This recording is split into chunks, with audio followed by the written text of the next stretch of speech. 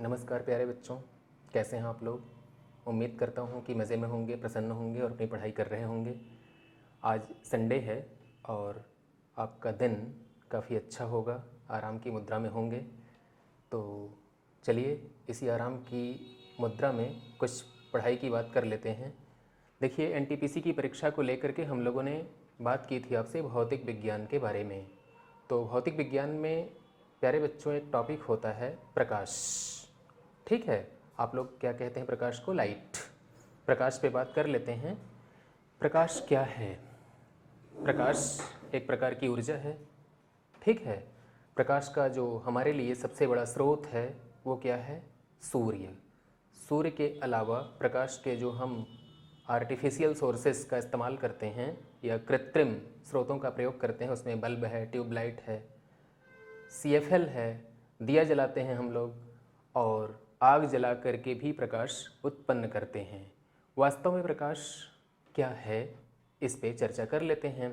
देखिए, सूर्य से जो हमें प्रकाश प्राप्त होता है वह विद्युत चुंबकीय तरंगों के रूप में मिलता है। ठीक है, जो विद्युत चुंबकीय तरंगें होती हैं प्यारे बच्चों, सूर्य से पृथ्वी पर आती हैं, उनकी जो गति होती है, उनकी जो चाल होती है वो लगभग 3 लाख किलोमीटर प्रति सेकंड होती है। इस चाल से सूर्य से पृथ्वी तक प्रकाश आता है। ठीक, यदि हम आग जलाएं, ट्यूबलाइट की रोशनी में बात करें, दिया जलाएं या CFL जलाएं, बल्ब जलाएं, और भी हमारे पास स्रोत हैं जो प्रकाश के, उनको देखा जाए तो प्रकाश में प्यारे बच्चों आप देखते होंगे कि ऊष्मा भी होती है। ठीक है, जब आप कमरे में देर तक बल्ब जलाते हैं तो आपको आभास होता है कि कमरा गर्म हो गया है।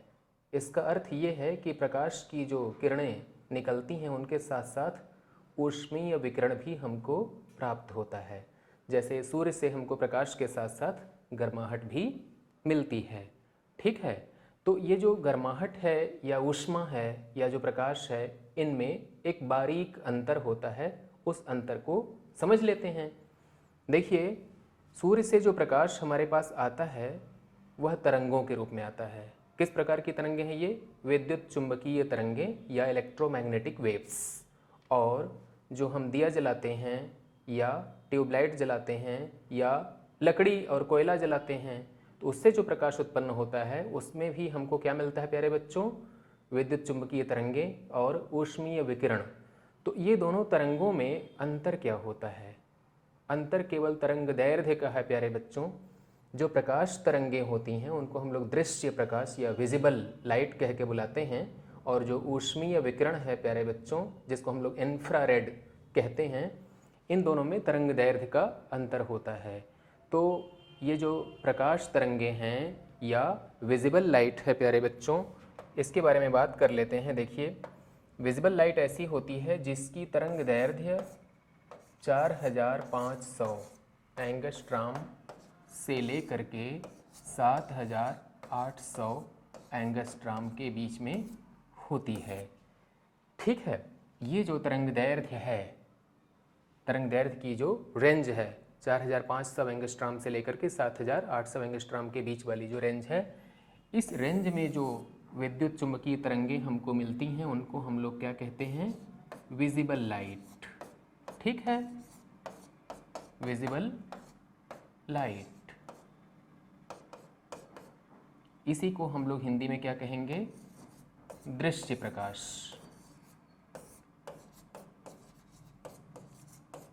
अब प्रकाश के बारे में हम लोग जान गए कि प्रकाश क्या है। एक विद्युत चुंबकीय तरंग है जिसकी तरंग दैर्ध्य 4500 एंगस्ट्राम से लेकर के 7800 एंगस्ट्राम के बीच पाई जाती है। और अब बात करते हैं प्रकाश के गुण के बारे में। देखिए, प्रकाश के गुण क्या होते हैं प्यारे बच्चों?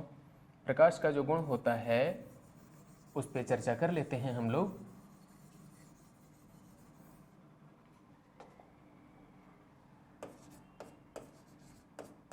प्रकाश के गुण।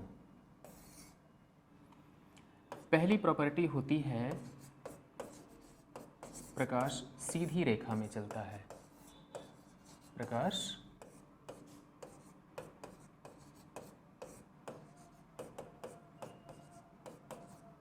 सीधी रेखा में चलता है। दूसरी प्रॉपर्टी क्या होती है प्यारे बच्चों? प्रकाश का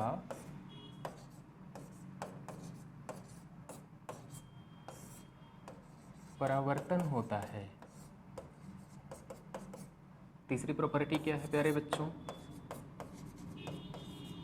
प्रकाश का अपवर्तन होता है।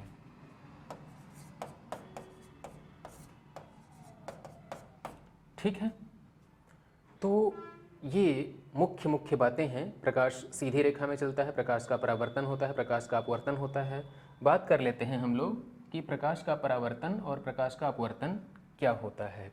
ठीक है, देखिए, परावर्तन और अपवर्तन दो महत्वपूर्ण प्रॉपर्टीज़ हैं लाइट की, और इस पे हम लोग विस्तार से बात करेंगे।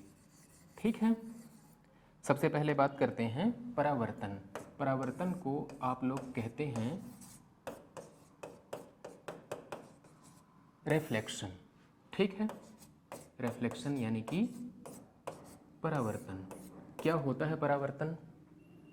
जब कोई प्रकाश की किरण किसी चिकनी और समतल सतह पे आकर के टकराती है तो तीन बातें होती हैं प्यारे बच्चों। वो तीन बातें कौन कौन सी हैं? मान लीजिए कि ये चिकनी सतह ऐसी है और इतनी मोटी है, यहाँ पे कोई प्रकाश की किरण आकर के टकराती है तो इसका कुछ हिस्सा सोख लिया जाएगा, एब्जॉर्ब कर लिया जाएगा इस माध्यम में, कुछ हिस्सा आर पार निकल जाएगा और बाकी बचा हुआ हिस्सा क्या होगा? वापस लौट करके उसी माध्यम में आ जाएगा जिस माध्यम से यह प्रकाश की किरण जाके टकराती है। ठीक है, तो हमें बात करनी है जो हिस्सा इसका लौट के वापस आ गया उसके बारे में। तो लौट के आने वाला हिस्सा बड़ा हिस्सा हो, इसके लिए क्या ज़रूरी है कि यह जिस सरफेस पे, जिस सतह पे आप टकराने के लिए भेजते हैं वो सतह चिकनी हो और समतल हो। दो बातों का हमको ख्याल रखना है। तो अगर ये चिकनी और समतल सतह जैसे दर्पण होता है, ठीक है, तो इस पे जाकर के जब प्रकाश की किरण टकराएगी तो अपने माध्यम में लौट आएगी। लौट आने की घटना को ही कहते हैं परावर्तन। ठीक, आप लोग आईने में अपना चेहरा देखते हैं ना, तो ये किसका उदाहरण है? परावर्तन का। अब बात करते हैं परावर्तन के नियमों के बारे में। परावर्तन किन दो नियमों पे आधारित है? देखिए प्यारे बच्चों, परावर्तन के नियम आप जान लीजिए, कक्षा 9 में और कक्षा 10 में आप लोगों ने पढ़ा होगा। हम बात करते हैं परावर्तन के बारे में। परावर्तन के नियम, ठीक है, परावर्तन के दो नियम होते हैं। पहला नियम क्या होता है? आपतन कोण बराबर परावर्तन कोण। ठीक है, अंग्रेजी में क्या कहेंगे इसको? Angle of incidence equal to angle of reflection. ठीक है, आपतन कोण बराबर परावर्तन कोण, angle of incidence equal to angle of reflection. दूसरा क्या होता है प्यारे बच्चों?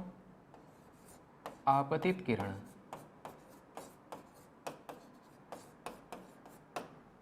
परावर्तित किरण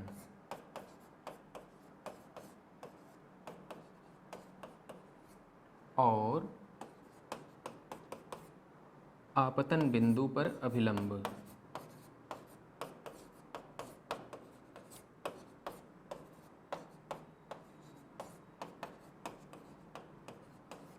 तीनों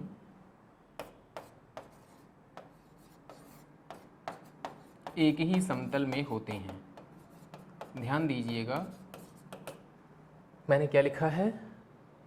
परावर्तन के दो नियम होते हैं। पहला नियम क्या है? आपतन कोण का मान परावर्तन कोण के मान के बराबर होता है। दूसरी बात क्या बताई मैंने?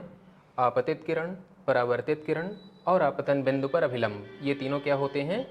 एक समतल में होते हैं या कोप्लेनर होते हैं। अंग्रेजी में क्या कहते हैं आप लोग? इंसिडेंट रे, रिफ्लेक्टेड रे और नॉर्मल, ये तीनों क्या होंगे? कोप्लेनर होंगे। इसको हम डायग्राम बना करके समझा देते हैं। देखिए,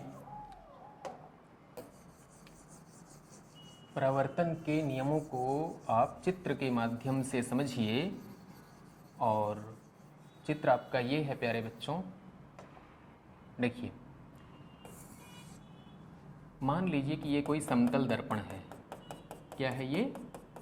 समतल दर्पण, जिसमें आप लोग चेहरा देखते हैं वो भी समतल दर्पण होता है। इस समतल दर्पण पे हमने क्या किया? एक अभिलंब खींच लिया। ये देखिए नॉर्मल है, अभिलंब, ठीक है। अब जो बात हमको समझनी है, यहाँ से एक प्रकाश की किरण आ रही है ऐसे, जो तीर का निशान है वो बता रहा है कि प्रकाश की किरण इधर आ रही है, और ये तीर का निशान बता रहा है कि प्रकाश की किरण टकराने के बाद इधर जा रही है, ठीक है। और ये लाल वाली लाइन है वो क्या है प्यारे बच्चों? अभिलंब। कहाँ पे अभिलंब है? आपतन बिंदु पर। ये वाला कोण कहलाता है आई, और ये वाला कोण कहलाता है आर। आई मतलब क्या होता है? आपतन कोण या एंगल ऑफ इंसिडेंस, और आर का मतलब क्या होता है प्यारे बच्चों? एंगल ऑफ रिफ्लेक्शन या परावर्तन कोण। तो परावर्तन के नियमों में हमने पहले नियम पे बात करी है कि आपतन कोण का मान परावर्तन कोण के मान के बराबर होता है। एक बात तो ये हो गई। दूसरी बात हमने ये बताई थी कि आपतित किरण जो ए से लेकर के ओ तक और ओ से लेकर के बी तक, और यहाँ पे लिख लीजिए एन, ध्यान दीजिएगा, ए से ओ तक जो लाइन है वो क्या है? आपतित किरण, और ओ से बी तक जो लाइन है वो क्या है? परावर्तित किरण, और एन से लेकर के ओ तक जो लाइन है वो क्या है? नॉर्मल या अभिलंब। तो आपतित किरण, परावर्तित किरण और अभिलंब ये तीनों एक समतल में होते हैं या कोप्लेनर होते हैं। यहाँ पे ये तीनों किस समतल में हैं? ये जो व्हाइट बोर्ड है उस व्हाइट बोर्ड के समतल में ये तीनों किरणें लाई करती हैं, ठीक है। अब बात करते हैं प्यारे बच्चों हम लोग आगे कि इसका आपके दैनिक जीवन में क्या उपयोग है, ठीक है। जब आप बात करते हैं कि दर्पण में अपना चेहरा देखते हैं आप लोग, ठीक है, तो दर्पण में जब आप अपना चेहरा देखते हैं तो क्या होता है प्यारे बच्चों? सपोज करिए कि ये समतल दर्पण है, और इस समतल दर्पण के सामने आप अपना चेहरा देख रहे हैं, तो आपको अपना चेहरा जैसे आप हैं हूबहू वैसा ही दिखाई देता है। दर्पण से जितना दूरी पे है उतना ही दूरी पर पीछे दिखाई देता है, ठीक है। और ध्यान दीजिएगा, ये आभासी प्रतिबिंब होता है, वर्चुअल होता है, ठीक है। ये वास्तविक प्रतिबिंब नहीं होता है, जैसे आप हैं वैसे ही आप दिखेंगे। बस ध्यान रखिएगा कि जो इधर का राइट है उधर जाके लेफ़्ट हो जाएगा, और इधर का जो लेफ़्ट है उधर जाके राइट हो जाएगा। साइज़ में कोई फ़र्क नहीं पड़ेगा, जितना बड़ा वस्तु है उतना ही बड़ा प्रतिबिंब बनेगा, और दर्पण से जितनी ये दूरी है दर्पण से प्रतिबिंब की दूरी भी उतनी ही रहेगी, ठीक है प्यारे बच्चों। एक बात और ध्यान दीजिएगा। कौन सी बात ध्यान देनी है इसमें आपको? जो ध्यान देने वाली बात यह है, जिस पे परीक्षा में सवाल पूछा जाता है, वो ये है कि अगर मान लीजिए कि ये समतल दर्पण है और इस समतल दर्पण के सामने कोई व्यक्ति दौड़ा चला जा रहा है इधर को, ठीक है, और इनके चलने की रफ्तार है मान लीजिए 2 मीटर प्रति सेकंड, तो इनका जो प्रतिबिंब है वह प्रतिबिंब भी क्या करेगा? 2 मीटर प्रति सेकंड की रफ्तार से दर्पण की ओर या इनके विपरीत दिशा में आ रहा होगा, ठीक। परीक्षा में सवाल 2 प्रकार से पूछे जाते हैं कि मिस्टर यक्स 2 मीटर प्रति सेकंड के वेग से एक दर्पण की ओर जा रहे हैं, उनका प्रतिबिंब किस वेग से आएगा? तो उनका प्रतिबिंब 2 मीटर प्रति सेकंड के वेग से आएगा। एक बात, अगर यह पूछ लिया जाए कि मिस्टर यक्स 2 मीटर प्रति सेकंड के वेग से दर्पण की ओर जा रहे हैं, उनका प्रतिबिंब किस वेग से उनके पास आएगा, किस वेग से उनके करीब आएगा? ध्यान दीजिएगा, बातों में बड़ा रहस्य है। उनका प्रतिबिंब किस वेग से उनके करीब आएगा, तो किस वेग से आएगा प्यारे बच्चों? 2 मीटर प्रति सेकंड के वेग से ये चल रहे हैं, 2 मीटर प्रति सेकंड के वेग से ये भी चल रहे हैं, तो दोनों के बीच की जो दूरी है वो 4 मीटर प्रति सेकंड के वेग से कम हो रही है। अर्थात मिस्टर यक्स और उनका प्रतिबिंब दोनों एक दूसरे की ओर 4 मीटर प्रति सेकंड की रफ्तार से आ रहे हैं। राइट, इस बात का ध्यान रखिएगा। अब एक और बात पे हम लोग चर्चा कर लेते हैं। मान लीजिए कि कोई समतल दर्पण है और उसके ऊपर दूसरा कोई समतल दर्पण झुका करके रखा हुआ है। कैसे झुका के रखा है? किसी एंगल पे। देखिए ये एक समतल दर्पण है प्यारे बच्चों, और इस समतल दर्पण के ऊपर दूसरा कोई दर्पण ऐसे थीटा कोण पे झुका करके रख दिया गया है। अब इन दोनों के बीच में कोई वस्तु रखी हुई है। मान लीजिए वस्तु कोई गेंद है, ठीक है। ये बॉल दोनों के बीच में रखी हुई है, दो दर्पण एक दूसरे से थीटा एंगल पे झुके हुए हैं। इनके प्रतिबिंबों की संख्या क्या होगी? अर्थात ये जो बॉल है उसके कुल कितने प्रतिबिंब आपको दिखाई पड़ेंगे? बचपन में आप लोग या अभी भी जब बाल कटाने के लिए सैलून में जाते हैं तो आप देखते होंगे कि सैलून के दोनों दीवारों पर, दोनों दीवारें कौन सी हैं? एक आपके सामने और एक आपके पीठ के पीछे की दीवार। दोनों दीवारों पे समतल दर्पण लगे होते हैं बड़े बड़े आकार के। तो आपको अपना प्रतिबिंब अगर देखना हो तो आपको कितने प्रतिबिंब नज़र आते हैं? खूब सारे, इतने कि आप गिनती ना कर पाएँ, ठीक है। तो उस समस्या का समाधान आप अब देखेंगे। बड़े ध्यान से देखिएगा। ये बॉल है, उसका एक प्रतिबिंब आपको यहाँ दिखाई पड़ेगा, इस बॉल का एक प्रतिबिंब इधर दिखाई पड़ेगा, उस प्रतिबिंब का प्रतिबिंब यहाँ दिखाई पड़ेगा और इसका प्रतिबिंब इधर दिखाई पड़ेगा और इन दोनों का प्रतिबिंब यहाँ दिखाई पड़ेगा प्यारे बच्चों। तो कुल कितने प्रतिबिंब हो गए? आप गिनती करेंगे तो ऐसे तो देखने में लग रहा है कि 5 हैं, लेकिन इनका प्रतिबिंब और इनका प्रतिबिंब यहाँ पे वास्तव में ओवरलैप कर रहा है, ठीक है। क्या कर रहा है? ओवरलैप, मतलब एक प्रतिबिंब के ऊपर दूसरा प्रतिबिंब भी यहाँ पे है। तो कुल प्रतिबिंबों की जो संख्या होगी वास्तव में वो कितनी है? वो सम है, लेकिन देखने में हमको क्या लगेगा? विषम। बात को समझने की कोशिश करिए। नंबर ऑफ इमेजेस अगर आपसे पूछा जाए तो नंबर ऑफ इमेजेस बराबर क्या होता है? 360 में थीटा से भाग दे दीजिए और जो आए उसमें से एक घटा दीजिए, ठीक है। तो नंबर ऑफ इमेजेस बराबर क्या हो जाएगा? 360 बटे थीटा माइनस 1। ध्यान रखिएगा, यदि 360 में थीटा का भाग देने पे आपको विषम संख्या प्राप्त हो रही है तो एक मत घटाइएगा, और अगर 360 में थीटा से भाग देने पे सम संख्या मिल रही हो तब एक घटा दीजिएगा। उदाहरण के तौर पे यदि ये थीटा का मान 60 अंश हो, दो दर्पण एक दूसरे से 60 डिग्री के एंगल पे झुका करके रखे गए हों, तो नंबर ऑफ इमेजेस क्या हो जाएंगे प्यारे बच्चों? 360 बटे के नीचे 60 माइनस 1। 360 में 60 का भाग देंगे 6 आएगा, 6 में से 1 घटाएंगे तो 5 आएगा, ठीक है। और अगर मान लिया जाए कि ये दोनों दर्पण एक दूसरे से 45 अंश के कोण पर झुका के रखे गए हों तब क्या होगा प्यारे बच्चों? ये देखिए अब एंगल कितना हो गया है? 45 डिग्री। अगर 45 डिग्री के एंगल पे रखे गए हैं तो क्या हो जाएगा? 360 में 45 से भाग दीजिए और 1 घटा दीजिए। 360/45 बराबर 8 होता है और 8 - 1 = 7, ठीक। देखिए बार बार ध्यान दीजिएगा कि ये 360 में जब थीटा का भाग देंगे और आपको उत्तर सम संख्या मिले तो एक घटा दीजिए। घटाने का कारण क्या है? क्योंकि जो फाइनल इमेज यहाँ पे लास्ट वाला बनता है वहाँ पे दो इमेज बन रहे हैं जो एक दूसरे को ढक लेते हैं और देखने में हमको लगता है कि वो एक ही है, इसलिए हमने एक यहाँ पे घटाया है। यदि घटाने के बाद भी हमको सम संख्या के बजाय विषम संख्या मिलने लग जाए तब हम क्या करेंगे? तब हम एक नहीं घटाएंगे। जैसे अगर मान लीजिए कि ये एंगल 45 नहीं है बल्कि कितना है? 72। दो दर्पण एक दूसरे से 72 अंश के कोण पे झुका के रखे गए हैं। अगर एक दूसरे से 72 अंश के कोण पे झुका के रखे गए हैं तब क्या होगा? 360 माइनस 72 और उसमें से एक घटा दीजिए। क्या घटाने की ज़रूरत है? ना, आप नहीं घटाएंगे। क्यों? क्योंकि 360 में 72 से भाग देंगे तो आपको 5 आएगा और जो कि विषम संख्या है। इसलिए प्यारे बच्चों ये वाला एक मत घटाइएगा, ठीक है। एक घटाने की कोई आवश्यकता नहीं है। आपका जो ये 5 है यही उत्तर हो जाएगा। और अगर परीक्षा में पूछा जाता है तो ध्यान रखिएगा कि यही पूछेगा आपसे कि दो दर्पण एक दूसरे से 72 अंश के कोण पर झुके हुए हैं, उन दोनों दर्पणों के बीच में यदि कोई वस्तु रखी हुई हो तो उसके कुल कितने प्रतिबिंब दिखाई पड़ेंगे?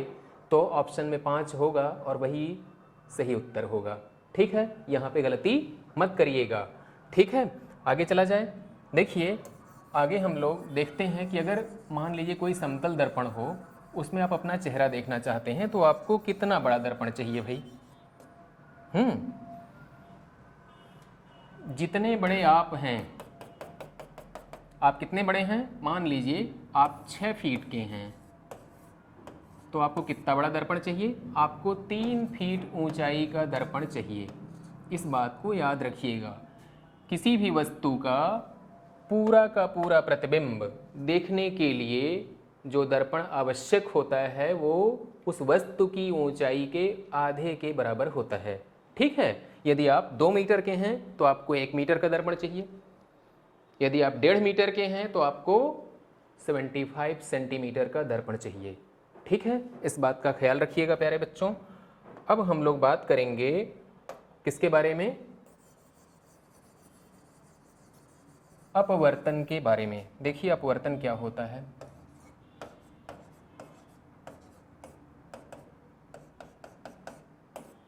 अपवर्तन को कहते हैं रिफ्रैक्शन। अपवर्तन को क्या कहते हैं? रिफ्रैक्शन। क्या होता है प्यारे बच्चों रिफ्रैक्शन? ध्यान दीजिएगा।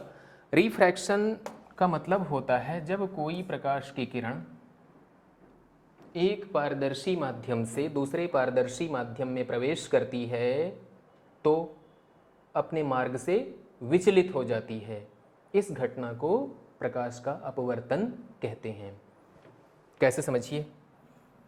मान लीजिए कि कोई प्रकाश की किरण है और वह एक पारदर्शी माध्यम से दूसरे पारदर्शी माध्यम में प्रवेश करती है। ये क्या बनाया मैंने? ये कांच का बना हुआ, ग्लास का बना हुआ कोई घनाभ या क्यूबॉइड के शेप का सॉलिड है। ठीक है, अब प्रकाश की एक किरण आ रही है ऐसे। ठीक है, तो ऐसे आ रही है तो इसको ऐसे ही जाना भी चाहिए प्यारे बच्चों। लेकिन होगा क्या? ये प्रकाश की किरण इधर नहीं जाएगी बल्कि कहाँ जाएगी? ये जो लाल वाली लाइन मैंने ड्रॉ की है, ध्यान दीजिएगा, ये अभिलंब है। किस बिंदु पे अभिलंब है? आपतन बिंदु पर अभिलंब है। अभिलंब का अर्थ क्या होता है? इधर देखिए हवा है और इधर क्या है? ग्लास। दोनों के बीच ये वाली जो लाइन है ए बी, वह डिवाइडिंग लाइन है। ए बी क्या है? विभाजक रेखा है हवा और कांच के मध्य में। ठीक है, तो प्रकाश की किरण आकर के यहाँ पे टकराती है। जहाँ पे टकराती है वहाँ पे लिख दीजिए ओ। इसका नाम क्या रख दीजिएगा प्यारे बच्चों? बी से माफ़ करिएगा, बी डैश से ओ। अगर बी डैश से ओ यहाँ पे आप देख रहे हैं कि आने वाली किरण है तो ओ क्या है? आपतन बिंदु, और यहाँ पे एक लाल रंग की रेखा जो खींची गई है ये क्या है? अभिलंब या नॉर्मल। ठीक है, वो नॉर्मल क्या होगा? ए बी के लंबवत, ए बी के परपेंडिकुलर होगा। ये वाला एंगल क्या होगा प्यारे बच्चों? आई। आई का मतलब क्या होता है? आपतन कोण। अब ध्यान दीजिएगा कि यह जो प्रकाश की किरण आ रही है बी डैश ओ, इसको जाना चाहिए था ऐसे, लेकिन ये इधर जा रही है, अर्थात अपने मार्ग से थोड़ा विचलित हो गई। किस तरह से विचलित हो गई है? अभिलंब की ओर झुक गई है। ठीक है, तो अभिलंब की ओर झुक जाने की जो घटना है, इसी घटना को कहते हैं अपवर्तन। राइट? जब प्रकाश की किरण एक पारदर्शी माध्यम हवा से दूसरे पारदर्शी माध्यम कांच में प्रवेश कर रही है तो अपने मार्ग से थोड़ा विचलित हो गई। विचलन की यह घटना क्या कहलाती है? अपवर्तन। ध्यान रखिएगा, अपवर्तन यहाँ भी होगा। कहाँ होगा अपवर्तन प्यारे बच्चों? इधर। इधर का मतलब यह प्रकाश की किरण कांच से हवा में जा रही है, तो कांच क्या है? पारदर्शी माध्यम। हवा क्या है? पारदर्शी माध्यम। एक पारदर्शी माध्यम से दूसरे पारदर्शी माध्यम में जाएगी तो यहाँ भी क्या होगा? अपने मार्ग से विचलित हो जाएगी, डाइवर्ट हो जाएगी। अंग्रेजी में इसके लिए सही शब्द क्या होता है? डेविएट हो जाएगी। इस घटना को डेविएशन कहते हैं। डेविएशन अर्थात विचलन। ठीक है, ध्यान दीजिएगा। आप कैसे याद रखेंगे इसको? याद रखने का एक हम आपको तरीका बता रहे हैं, वो ट्रिक आप कभी नहीं भूलेंगे और आपसे कोई गलती भी नहीं होगी। जब आप विरल माध्यम से सघन माध्यम में जाते हैं तो क्या होता है, स से होता है सघन और स से होता है सहित। ठीक है, स से सघन और स से सहित। तो ये अभिलंब की ओर झुक जाएगी, अगर सघन माध्यम में जा रही है तो अभिलंब के सहित हो जाएगी। ठीक, दूसरी बात क्या याद रखिएगा, सघन से निकल के विरल माध्यम में जाएगी तब क्या होगा प्यारे बच्चों, अगर सघन माध्यम से विरल माध्यम में जाएगी तो वी से होता है विरत और वी से होता है विरल।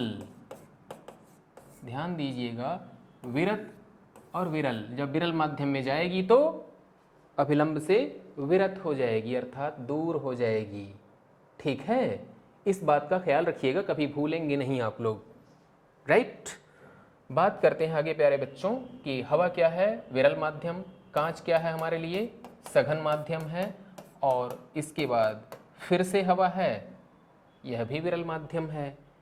अब अगला जो महत्वपूर्ण बिंदु है जिस पे हम लोग बात करेंगे वो बात है अपवर्तन के नियम, लॉज ऑफ रिफ्रैक्शन। देखिए, लॉज ऑफ रिफ्रैक्शन क्या है प्यारे बच्चों, अपवर्तन के दो नियम होते हैं। ठीक है, अपवर्तन के कितने नियम होंगे, दो नियम होंगे, और इन दोनों नियमों पे हम लोग बात कर लेते हैं।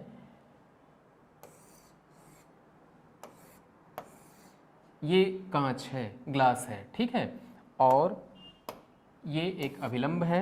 दूसरी बात, यहाँ से एक प्रकाश की किरण ऐसे आ रही है और ये इधर मुड़ गई, इस कोण को कहते हैं आपतन कोण, इसको कहते हैं अपवर्तन कोण। आपतन कोण को हमने I से प्रकट किया है, अपवर्तन कोण को स्मॉल r से प्रकट किया है। ध्यान दीजिएगा, ये आपतित किरण है, ये अपवर्तित किरण है, और जो लाल रंग की लाइन देख रहे हैं आप लोग वो क्या है, अभिलंब। ठीक है, आपतित किरण, अपवर्तित किरण और आपतन बिंदु पर अभिलंब, ये तीनों एक समतल में होते हैं। यही पहला नियम है अपवर्तन का। दोबारा सुन लीजिए, इंसिडेंट रे, रिफ्रैक्टेड रे एंड नॉर्मल आर कोप्लेनर।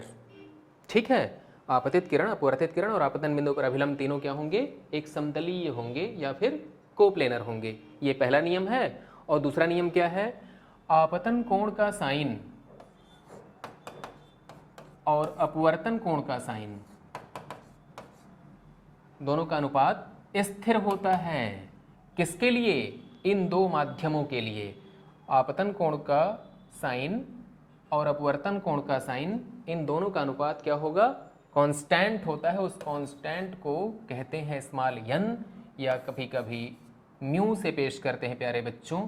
ठीक है, ये n अथवा म्यू क्या है, इसे कहते हैं अपवर्तनांक, अंग्रेजी में कहा जाता है रिफ्रैक्टिव इंडेक्स। ठीक है, अपवर्तनांक के साथ कुछ सफिक्स और प्रेफिक्स लगाने पड़ेंगे आपको। ये देखिए एयर है, एयर अर्थात रेयर मीडियम। ठीक है, विरल माध्यम। ये क्या है, ग्लास है, ग्लास अर्थात सघन माध्यम या डेंसर मीडियम। तो रेयर मीडियम से डेंसर मीडियम में प्रकाश की किरण जा रही है, तो रेयर मीडियम जो है प्यारे बच्चों उसको पहले, और जो डेंसर मीडियम है उसको बाद में यहाँ लिख दीजिएगा। इसको पढ़ते कैसे हैं, किसको, ये जो लिखा हुआ है n और उसके नीचे लिखा है स्मॉल a और स्मॉल g, इसको पढ़ने का तरीका क्या होता है, ध्यान दीजिएगा, n a g। ठीक है, कभी भी आप इसको ANG मत पढ़िएगा। क्या पढ़ेंगे, NAG। NAG का अर्थ क्या होता है, refractive index from air to glass. जब आपकी प्रकाश की किरण एयर से ग्लास में जा रही है तो एयर पहले लिखा है, ग्लास उसके बाद लिखा हुआ है। ठीक है, और यही प्रकाश की किरण जब यहाँ देखिए फिर से ये ग्लास से निकल के हवा में जाएगी तो इसका दोबारा अपवर्तन हो रहा है। यहाँ पे ये वाला कोण आपतन कोण कहलाएगा और ये वाला क्या हो जाएगा, अपवर्तन कोण। ठीक है, यहाँ पे रिफ्रैक्टिव इंडेक्स को हम कैसे पेश करेंगे प्यारे बच्चों, यहाँ पे जो रिफ्रैक्टिव इंडेक्स होगा उसमें ग्लास पहले लिखिएगा, एयर बाद में लिखिएगा, ठीक है। और इक्वल टू क्या हो जाएगा, ये एंगल देखिए आर के बराबर होगा यहाँ पे, और यहाँ पे क्या होगा, ये वाला एंगल उस वाले आई के बराबर होता है। ध्यान दीजिएगा, या ज्योमेट्री से आप प्रूफ कर सकते हैं, वो आई इस आई के बराबर होगा और ये स्मॉल आर इस वाले स्मॉल आर के बराबर होगा। क्यों? इसलिए क्योंकि ये वाला अभिलंब और ये वाला अभिलंब दोनों एक दूसरे के समांतर रेखाएं होंगी। उनके बीच में जब कोई तिर्यक रेखा काटती है तो अल्टरनेट एंगल या तिर्यक कोण बराबर होते हैं, इसलिए आर का मान इस वाले आर के बराबर होगा। और आप क्या लिखेंगे यहाँ पे, साइन आर में साइन आई से भाग दे दीजिए। ऊपर जो लिखा आपने समीकरण 1 और नीचे जो लिखा आपने समीकरण 2, इन दोनों समीकरणों को ध्यान से देखिए, कुछ मिलने वाला है आपको। क्या मिलेगा, आप गुणा कर दीजिए दोनों का, देखिए कुछ मिलता है क्या। कैसे गुणा किया जाएगा, ये समीकरण 1 है और ये समीकरण 2 है। साइन आई बटे साइन आर, यहाँ पे साइन आर अपॉन साइन आई दिया हुआ है, आप लिख लीजिए साइन आई बटे साइन आर, गुणा कर लीजिएगा sine R upon sine I equal to N A G A. गौर से देखिए, यहाँ पे कोई चीज़ कटने लायक है, साइन आई से साइन आई कटेगा और साइन आर से साइन आर कटेगा। क्या मिला आपको, 1। अर्थात refractive index from air to glass, refractive index from glass to air, दोनों का गुणा कर दिए तो क्या मिलेगा प्यारे बच्चों आपको, 1। हवा के सापेक्ष कांच का अपवर्तनांक और कांच के सापेक्ष हवा का अपवर्तनांक, दोनों को आपस में गुणा कर देंगे तो उत्तर कितना आएगा, 1। इसकी सहायता से आप क्या कर सकते हैं, n ग्लास टू एयर बराबर क्या हो जाएगा, 1/n एयर टू ग्लास। ठीक है, इस बात का ध्यान रखिएगा। अगर आपको कांच का अपवर्तनांक हवा के सापेक्ष मालूम है तो हवा का अपवर्तनांक कांच के सापेक्ष आप ज्ञात कर सकते हैं। ठीक है प्यारे बच्चों, मेरी बात समझ में आ रही होगी। आज हम लोगों ने बात की है प्रकाश के परावर्तन और प्रकाश के अपवर्तन के मूलभूत सिद्धांतों के बारे में। ठीक है, अपनी जो अगली क्लास होगी हमारी कल, उस क्लास में हम लोग इसके आगे जो परावर्तन और अपवर्तन के अनुप्रयोग हैं, जो इनका एप्लीकेशन है, उस पे बातचीत करेंगे। ठीक है, आज यहीं तक। नमस्कार प्यारे बच्चों।